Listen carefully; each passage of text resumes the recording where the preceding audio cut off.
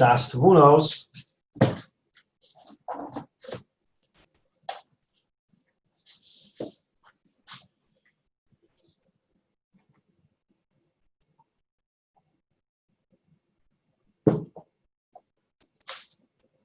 Daas Tevunos, if you're following a Friedlander, we're on page Memches, page 48.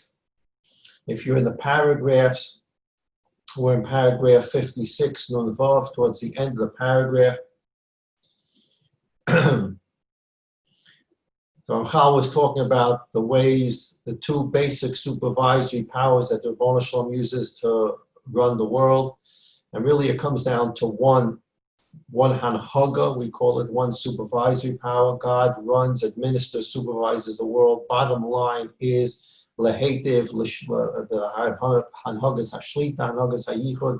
It is God bringing the perfectly imperfect man, the perfectly imperfect world to its perfection. Everything that happens to a person, everything that happens to the world is coming to bring that about ultimately.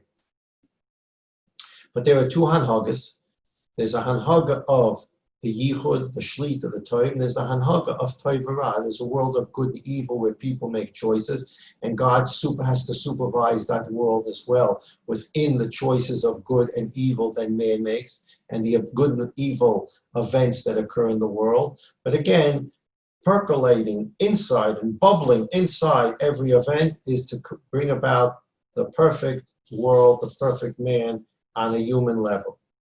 But Od yesh lon ladas, we also have to know, shekol ha'inyanim ha'ele, all these things that we've just spoken about, all the ways that the Ribono Shel Olam supervises, administers the world, kulam tluyim rak b'ritzono yisbarach, they all depend on his will.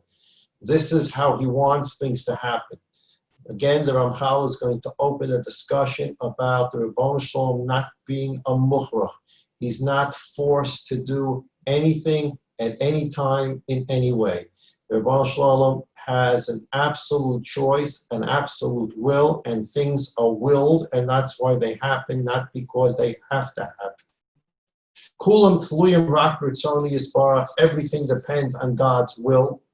She'ein lahem lo metzius, they would have never been created, v'lo havoya, and they could not continue to exist.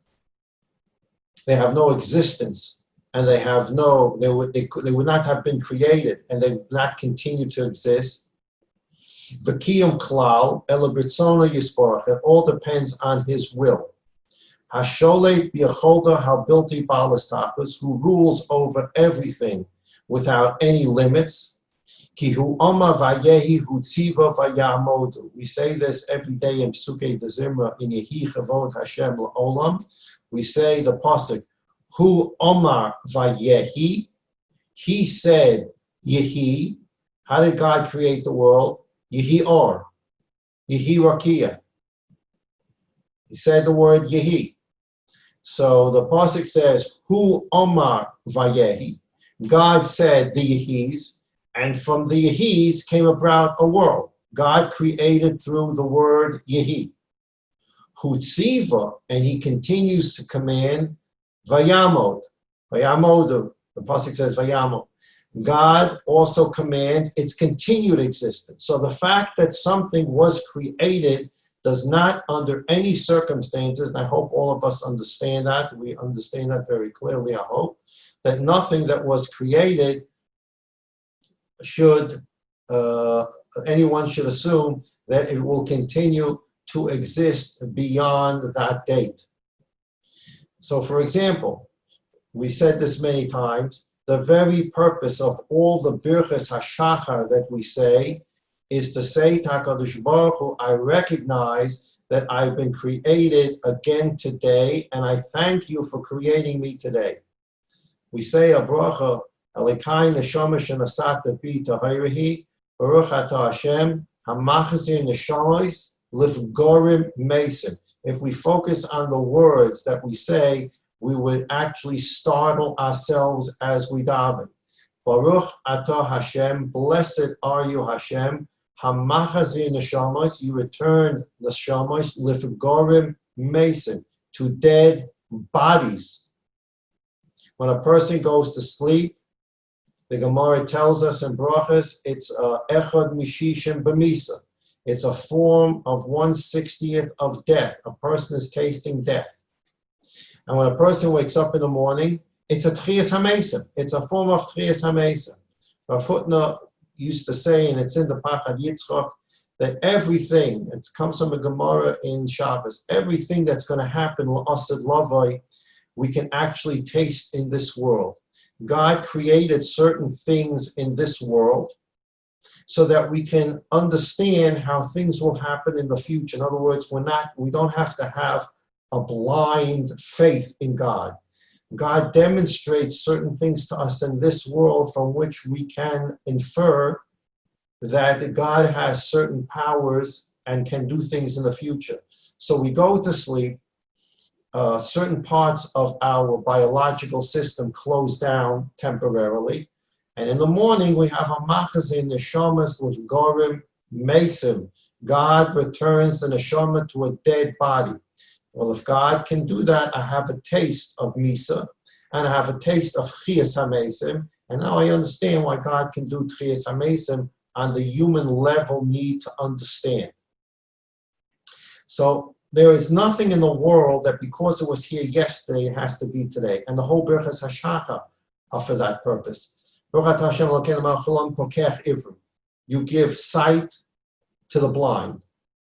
Well, when a person, we assume if I went to sleep last night sighted, I'm going to wake up sighted. All these Birchas HaShacha are to take away these assumptions. The fact that a person went to sleep perfectly sighted does not mean you have to wake up perfectly sighted, because between the time you went to sleep and the time you wake up, there's a period of quote unquote 1/60th of death. And who knows how you're going to wake up. Will you be sighted? Will you be able to hear? Will you be able to walk? Will you be able to talk? And since we say, Hamachzin Neshamas L'Gorim Mesim, thank you, Ribono Shalom, for giving me life again. Giving life again includes giving me my vision and giving me my hearing and giving me my ability to think and giving me my ability to breathe. And this is what the Birchas HaShacha are about. The Birchas HaShacha are to get us to understand that the assumption that because I saw and heard yesterday, I'm going to see and hear today is not correct. It's Hu Amar Vayehi. God created something and it came into existence. Hu Tziva Bayamot, and it's only based on God's commandment that such a thing continues to exist. Therefore, when we see something exists, we know that God's will is in there. If God didn't will it to exist, it wouldn't exist at all. Not possible.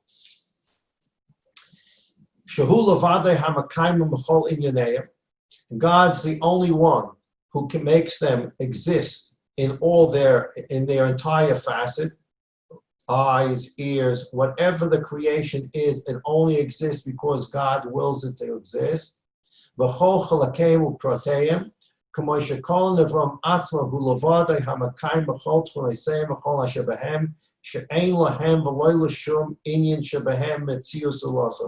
Nothing has any existence, not even a part of something is in existence except by something called the will of God. God has to will it. God has to will for my eyes to work. God has to will for my ears to work. God has to will for my heart to beat. God's will is what makes things happen. Chas v'sholom, where God's will ceases, the thing is going to shrivel and die. Nothing can exist without the Ratzon Hashem. Nun Zayin Omra HaNeshama, the Neshama said, Zeh Poshut Etzli Ve'enli Safek Bo. This is simple to me, and I have no doubt about its truth. Tomorrow we'll come back to Rav Friedlander, the footnote 17 and 18. For the time being, we'll begin Nun Ches. Rav Friedlander's caption to 58 on page Mem Tes, Hashem Bovad Mukhrach HaMetzias, only Hashem is the absolute existence. Nothing has to exist but Him. Ve'ilu Metzias Kol Ha'olam, Toluya B'mamorei, the fact that the whole world continues to exist is only because of the Maimer Hashem. Hashem said Yehi, and after Yehi, he continues to have a will that Yehi exists. V'hainu b'rtzono, and that means the will of God. Nun Ches 58. Amar HaSeichel, the Seichel said to the Neshama, Afar shcha yoser hakdamosizos. I'm going to now explain in more detail this introduction. V'tavini inyan amok, and through this you will understand a very deep concept. V'chein tavini ma'amarim zal, you will also understand what Chazal say in the Medrash. Hu makomo shel olam ve'ein ha'olam makomo. In different places we refer to God as makom. Well, when we're menachem oval, we say hamakom Yenachem Eschem Besok Shah Velitzim Vishalayim. We say Mokum. And there are other places we use Mokum. We learned about it in Masech Midos. Different people were confronted in the Beis Hamikdash.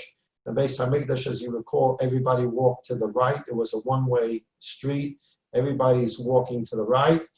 And certain people walked to the left, and they walked to the left so that they would gain attention.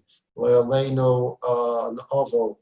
Lo Aleinu, someone in Cherem, Lo Aleinu, someone that had a very sick person at home. These people would walk to the left so that they would be greeted by the people coming to the right. People walking to the right would understand there's something wrong, because why are they walking in a leftward direction?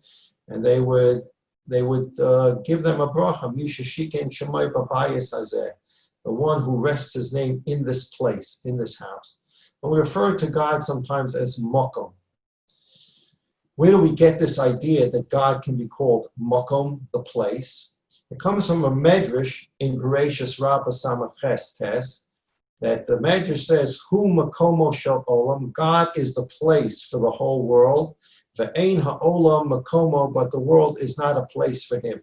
God is the place of the whole world, but the world is not a place for him. That's the literal translation of Medrash. Hine, the Ramchal says at the bottom of page Memtes, Hine, ein shum dova muchach hametzias elementsusa yisbarach. You need to understand that nothing has to exist. Nothing, not a plant, not an animal, not a flower, not a tree, not a human being. Nothing has to exist. It all exists by his will. The only thing that is an absolute existence is God's existence. Page Nun, V'chol hanimtza zula zeh, anything that exists other than God, ein lo metzias el b'cheftzo yisbarach, it only exists at God's will. V'nimtza toli v'oimed v'rak b'ritzona yisbarach, and therefore it only exists and depends upon God's will. V'alkei nikra, and therefore it's called shekol hametzias hamotzei toli b'mavar yisbarach. Everything that exists depends on the Maimer. So when God created the world with Asura Mamoris, he said, Yehi Rakia. There shall be a Rakia. Why is there still a Rakia? Whatever the Rakia is a firmament in heaven. Whatever the firmament is, it separates between the lower world and the upper world. It's a firmament. But HaKadosh Baruch Hu said, Yehi Rakia. Why does that Rakia remain in heaven? Because Hashem said, Yehi Rakia, and that Yehi Rakia keeps it going. If HaKadosh Baruch Hu would ever pull his ratzon from the word Yehi Rakia, then the Rakia would collapse. But when Hashem said Yehi Rakia, the Rakia came into being, and that Yehi Rakia continues to maintain it, so it continues to exist. If God pulls the ratzon from Yehi Rakia, it would collapse. And this is what the Chazal tell us, the Ramchal says, Kinyamasha Amu B'mayim Aliyoinim. We mentioned this earlier on in the Ramchal. Yehi Rakia B'soch Hamayim, the whole universe was a glob of water, and the Rebbeinu Shalom said, Yehi Rakia, let there be a firmament in the middle of the water. And what happened was the water split, so that was water below and water above, and in between the water below and the water above, there's empty space. In that empty space, there's a Rakia. There is a firmament, cloud, curtain, whatever it is, between the water below and the water above. There's a rakia. So we have water below after God created the rakia, and that water below has support system. It's on earth. It's on something holding it up. Then you have space, and then you have rakia. Above the rakia, Chazal tell us, and Rashi quotes it in Bereshis, above the rakia, you have again empty space. Ground, water, space, rakia, space, water. Now this water that's hanging up there above the space, what's holding that water up there? It's just water dangling in the sky. What's holding it up? It's a liquid. What's holding it up? Rashi and Bereshis quotes Chazal, they're tuluyim b'mamoroi. HaKadosh Baruch Hu said it, that this is where the water should be, and that's where the water stays. And that's true for all of creation. All creation is in its place and continues to exist b'ma'amoroi, because of God's mimer. The or, the light in the world, is because God said Yehi or and continues to will the or. Yehi rakia, the rakia is still there because he continues to will it. The plant life, animal life, human life continues to exist because the Ratzon, God's will, continues that it should continue to exist. And then the Gemara asks, we talked about the water. What is the earth? What is supporting the earth? Is it on pillars? What's holding up the earth? What's holding up the earth? The Gemara has a whole list of things. And then the Gemara says, Vasara tuluya bezroya shel HaKadosh Baruch Hu. It's being held up by the Ribono Shel Olam's will. V'chein omru od. The Medrash says a mashal. Basa v'dom lamata mimasa'o. Aval HaKadosh Baruch Hu lamala mimasa'o. Shenema mitachas zeroos olam. How does human being lift a package? You take a big package, you put it on your shoulder, and you carry it. You have a heavy package, you have to pick it up and hold it to get some additional support from your shoulders. So we put our masa, our heavy burdens, on our shoulder, meaning our bodies are below the package that we're holding. HaKadosh Baruch Hu is just the opposite. The package that he's holding, the earth, is below him. So we put the package above us, and our bodies are below the package. The Ribono Shel Olam is holding up the world from above. And the pasuk says in Devarim, umitachas, underneath him, underneath the Ribono Shel Olam, azros olam, are those things holding up the world. Himshilu bazeh kilu toma kol hametzias b'chol pradav. The Medrash is giving us a mashal that God supports and holds up all of existence. V'hu omed aleim umayla. And the Ribono Shel Olam is above all creation, and he's holding it up from above. He doesn't have to be below to hold it up. He's holding it up from above. In footnote 106 on page 50, Rafid laid the notes. Hashem Yisborach nosin efshars kiyum l'chol abriya. The Ribono Shel Olam gives the possibility to the continued existence of the Bria. V'nosim umakayim osa. He carries it. Nevertheless, for us to understand that he's much greater, to an extent that we have no ability to understand, he's much greater than the Bria. So he remains above the Bria, although he's actually holding it up. HaKadosh Baruch Hu l'mala mimasa. HaKadosh Baruch Hu is much more elevated than that which he carries. We'll stop here in the Ramchal. But Lineda, tomorrow I'm going to Lineda send out today. We always talk about learning the Rambam in the first parak of Hilchos Yisodei HaTorah. This would be a perfect place in the Ramchal to learn it. The Rambam, Maimonides, goes through some of these ideas about the Ribono Shel Olam being Muchrach HaMetzias, the Ribono Shel Olam being the only thing that absolutely exists. Everything else depends on God. It doesn't have to exist. The only thing that has to exist is the Ribono Shel Olam. We'll see that in the Rambam tomorrow.